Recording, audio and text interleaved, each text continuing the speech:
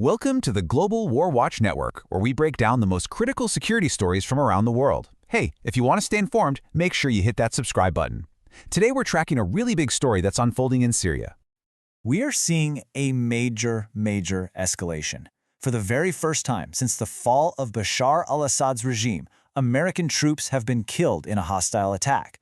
Now, this isn't just some tragic incident, it's a serious flashpoint, and you better believe Washington is already vowing to strike back hard. So, to really get why the US is promising such a massive response, we first have to break down the attack itself. Let's get into what exactly happened on the ground. Okay, so this all went down last Saturday, near Palmyra, a really strategic area right in the heart of Syria. U.S. military sources are saying a lone gunman, who they believe was an ISIS operative, just ambushed American personnel. This is a huge deal, folks. It's the first deadly attack on American troops in this new post-Assad era, and it signals a very dangerous shift. And the human cost here, it was high. The U.S. Military Central Command confirmed that 2 American service members and 1 U.S. civilian interpreter were killed in the attack. 3 others were wounded and immediately evacuated to the Al-Tanf garrison, and thankfully we're told they're in stable condition now. You know, in the fog of an attack like this, things can get pretty murky. At first, there were some conflicting reports, a little bit of confusion. Some early accounts even suggested the gunman might have been a member of the Syrian security forces. But Syria's Interior Ministry came out very quickly and shut that down, flatly denying it. They're now looking into whether he was a direct ISIS operative or maybe someone inspired by the group.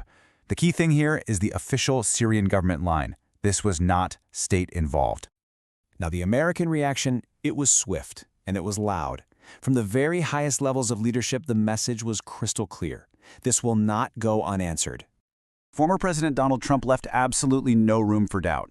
He publicly called it an ISIS attack and promised, in his own words, very serious retaliation. A statement that pretty much sets the stage for what's coming next. And that message was just hammered home by U.S. Defense Secretary Pete Hegseth. I mean, his warning was about as stark and direct as it gets. If you target Americans, you will pay the ultimate price.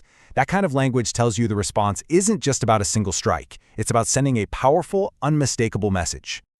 So what does very serious retaliation actually look like in practice?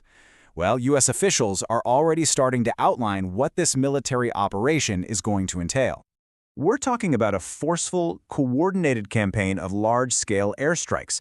Military planners are zeroing in on high-value targets, stuff designed to absolutely cripple ISIS operations. This means hitting militant hideouts, their crucial supply lines, and going after those hidden networks of operatives, the sleeper cells, that let the group stay so active in central and eastern Syria.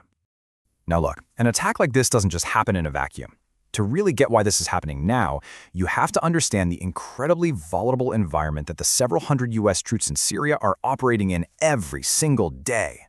You might think that after ISIS lost its territory back in 2019, they were basically done for. But that's not the reality on the ground, not even close. According to UN estimates, the group still has somewhere between 5,000 and 7,000 fighters across Syria and Iraq. That is a significant force, still perfectly capable of launching deadly, sophisticated attacks just like this one.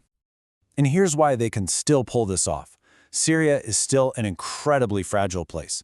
ISIS sleeper cells are very active, especially in those strategic areas like Palmyra.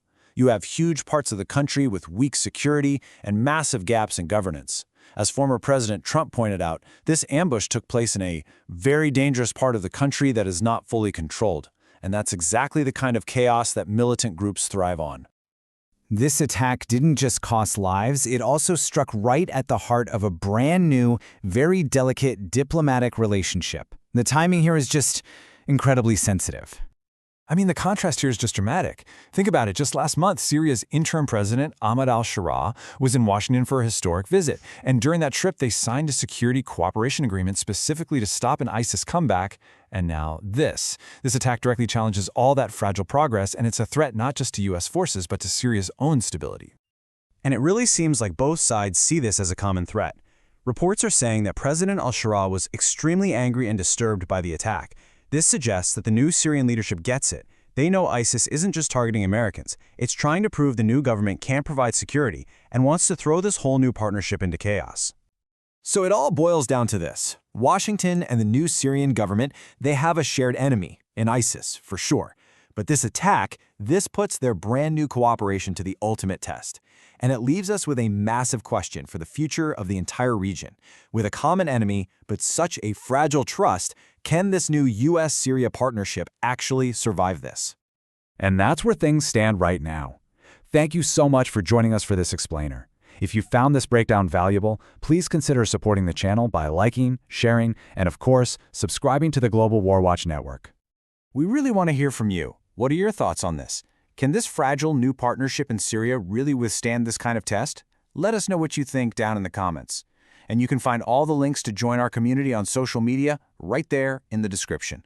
Thanks for watching.